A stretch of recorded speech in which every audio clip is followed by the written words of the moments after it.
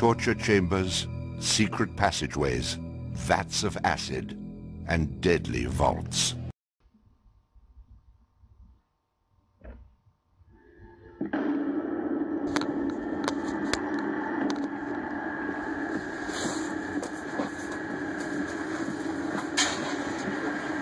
What's going on, everybody? This is a review of Dante Tomaselli's Torture Chamber. Fuck, I knew something was amiss. No, actually, I melted my fucking face off so I could be more like Jimmy, the kid in this movie, whose face is severely burned. I got so into the movie, I fucking burned my own skin to the bone. No, but this is Dante Tomaselli's new horror film, Torture Chamber. And if you don't know about his other movies, go down to this link beneath my feet and underneath the box in the YouTube area, and I'll show you a video of me talking about his other movies and the awesome package he sent me.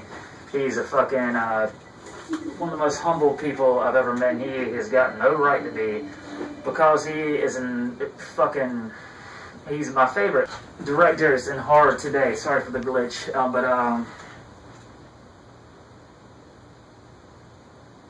just had another one.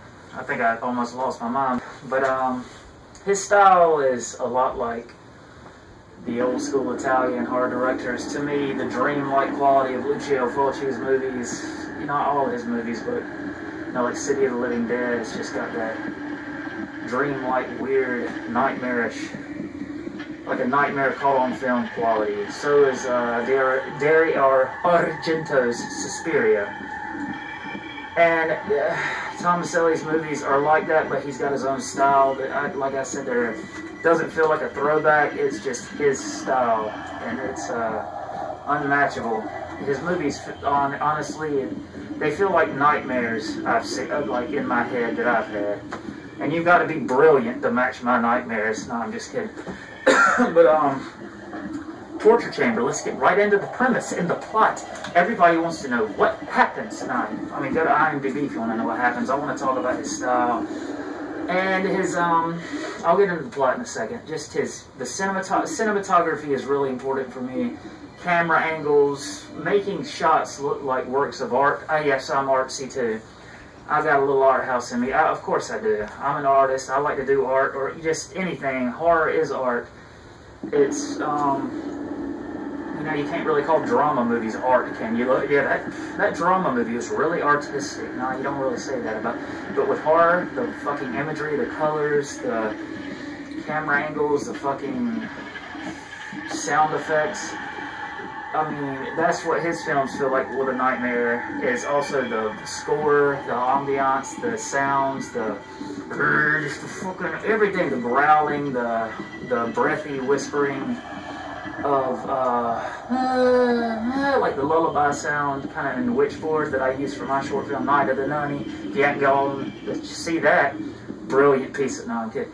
But I use that for my little thing. But he does his own score, and which is sorely lacking, and horror today sorely lacking. I mean, think about it, all the greats: Halloween, Nightmare on Elm Street, The Exorcist, all these movies were classic. What were those movies, they'd still be good, but would they be as great as they were without the fucking, score, the sound effects, the sound design, the ambiance, all that good shit? No, probably not. And that's, not many movies do that anymore. But he is a product of knowing that, it's fucking really, really important to make that a part of your films, and he does that in all of them. Anyway, let's get into the premise of Torture Chamber, which I probably can't do because there's so many things going on in it. So many things beneath the surface that aren't in front of your face, black and white. A lot of things are written on the walls. Kind of you have to rewind them and code and symbolism. He doesn't just tell you the story like you're a fucking idiot. This guy walked up the steps and stabbed that guy. All that shit. I mean, you have to have a half a brain to get his work. I don't even think I get it all the way.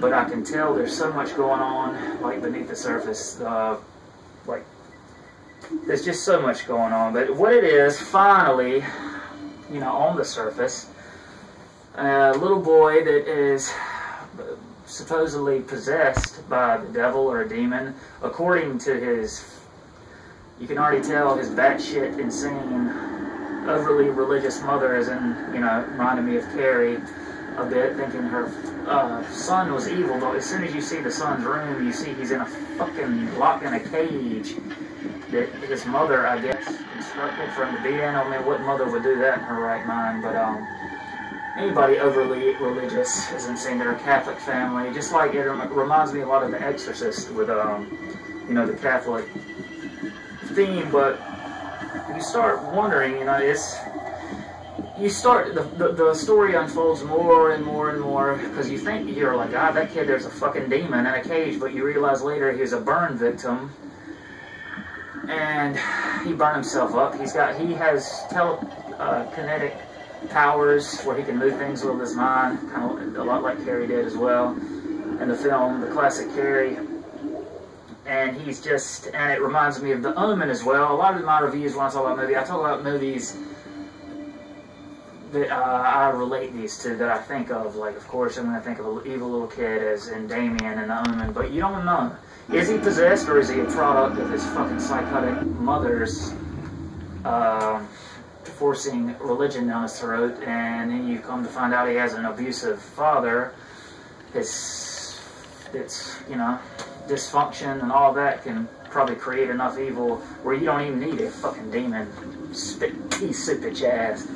No, but you know, it starts off where he's in the cage. His brother is a priest. He's coming. He's been summoned by his mother to come to an exorcism, and all kinds of crazy shit happens. He can light.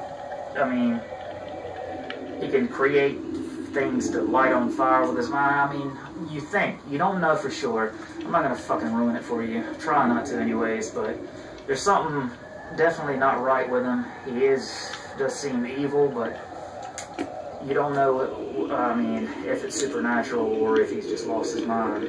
But there's, like I said, there's a lot of symbolism, a lot of eye color changes. A lot that this happens. I got to look more into it. I guess I haven't read my Holy Bible. I almost need to, just to find out.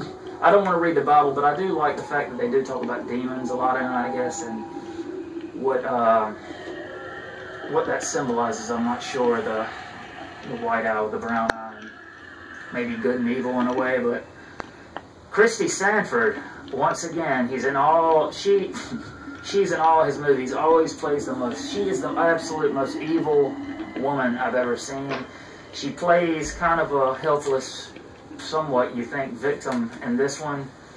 But you start, things unfold, and you see little hints, glimmers in her eye, and her behavior kind of switches up, that she might not be as innocent as you may think. And I don't want to ruin everything that happens in this movie, just everything, because I just want to tell you, man, this guy's movie, I've watched this for the third time, and it got so much better with each watch, because I learned something new, I saw something new each time.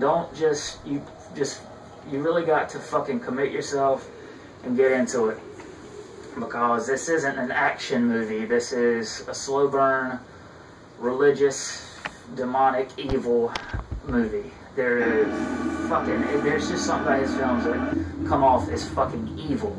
Just, especially this Satan's Playground was a lot more, well, it was more lighthearted, but these, Desecration Horror, and especially this one, man, is fucking evil. And Christy Sanford is one evil. She's the scariest looking woman I've seen in any horror movie, man. I'm telling you, props to her.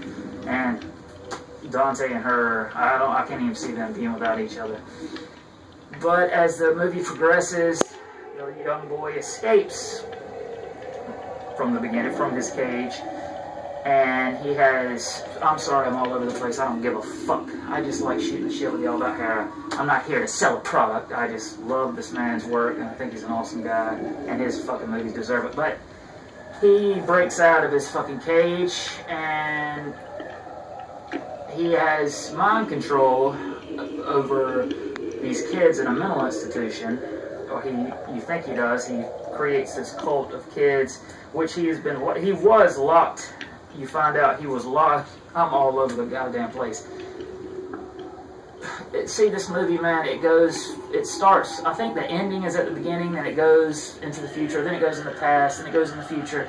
It's just hard for me to go in chronological order with this review because the movie doesn't go in that way, so I just don't know how I can fucking really do that, but read the synopsis. And the makeup effects are great, the kills, like later on, not that I think you gotta rely on kills and then for a movie, because this movie, just the fucking story, the feel of it, the acting, Christy Sanford's crazy ass, even though she is playing a helpless mother, you think, a victim of fucking religion.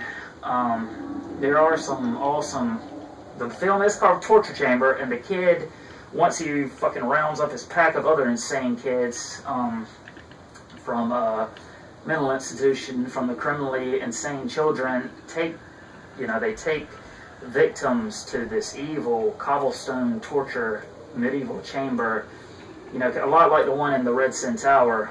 Fred Vogel's awesome fucking demonic movie as well, and it feels like a 60s Euro. It's like taking like 60s Euro horror and mixing it in with the new school, like the now, which I think is fucking badass, and all the contraptions and the fucking the deaths and the tortures are fucking, they have some really fucked up death scenes with some guys' heads in a vice grip or whatever you call it, the fucking teeth come out and shit. I'm telling you, great locations, imagery, cinematography, Dante's storytelling is everything. I'm telling you, the third time I watched it, and I learned more each and every time. You think, you know, I'm wondering if the mother was evil all along. Now, you don't even know what I'm talking about, but you'll figure it out for yourself. And, you know, is he a child of Satan, or is he a child of fucking just abuse and turned evil? But, you know, I'm not going to tell you. You watch it for yourself, but please go check out Torture Chamber. Like I said, it's not an action movie. It's not you got to take it serious. You got to pay attention to everything, and it's one of my favorite fucking movies of this year. I mean, of this year and last year. I hadn't seen a movie that made me watch it over and over again, and I learned something new from it. But Dante's a goddamn genius. Go support his work, and if you want a fucking boring linear review of what just happens in it and step by step, and you fucking get spoiled by everything that happens in the movie, I don't want to do that for you. And there is a scene where Vincent Pastore, one funny thing, that not the story, the guy from Sopranos is waddling down the sidewalk, he falls into a hole. Now that was funny to me, man, because just the way that big motherfucker was running. But the movie's not to be fucking taken as a joke or to laugh at, because it's scary, disturbing shit, and it gets under your skin. Alright, that's Torture Chamber. Spalding 069, my crazy ass is out. I'm about to go fucking burn the house down. Burn this building down, because I actually live in a mental institution. You're wondering why I can't keep my fucking thoughts straight. I'm crazy. I'm gonna fucking burn everybody. I love you. I fucking love all y'all. See y'all. Thank you for watching.